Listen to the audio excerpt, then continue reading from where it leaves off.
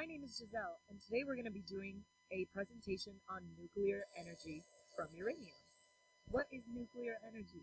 Well, nuclear energy is found in the nucleus of the atom, and the way to release this is through nuclear reactions like fission or fusion.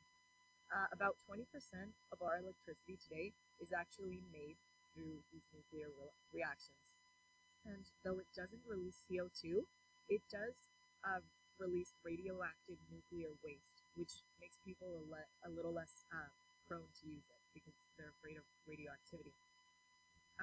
Today, nuclear energy uses fuel made from mined and processed uranium, which makes steams, which turns the turbine, and generates electricity. Now, you may be asking yourself, how do you get this uranium? Well, there's more than two ways to access it, but the two we're going to talk about today are open pit mining, which is the removal of uneconomic rock.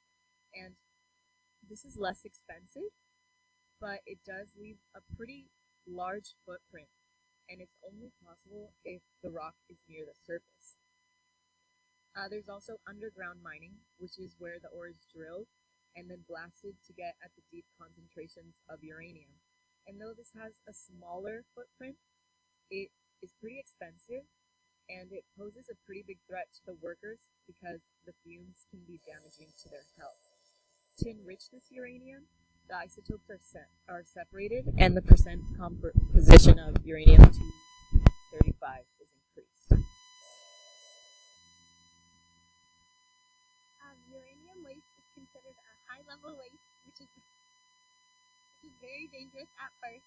However, this radioactivity waste will decay in about 30 years, and then it can be recycled into fuel.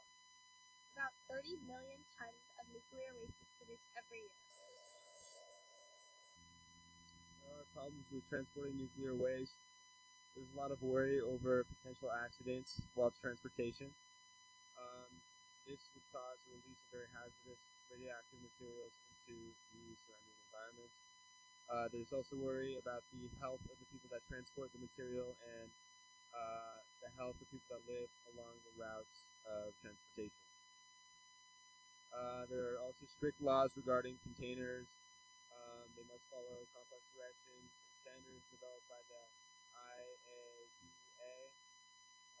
Obama has also banned the transportation of nuclear waste to Yucca Mountain, which was developed for the storage of nuclear waste, and as a result, waste has to be stored at plants.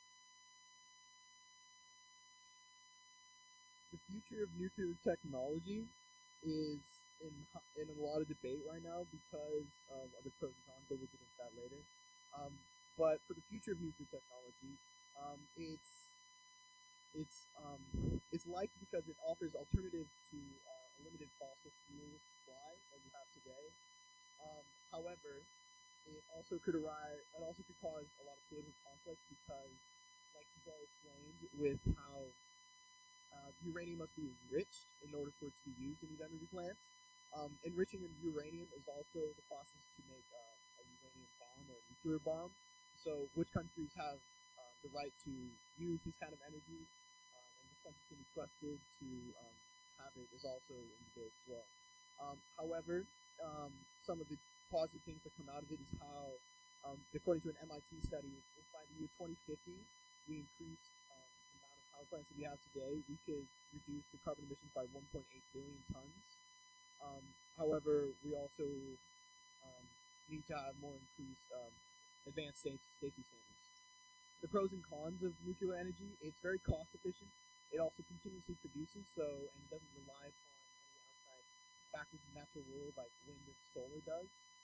It also could reduce carbon emissions by 25%, and it also is an alternative to sustain the growing energy demand that our population is facing on it today.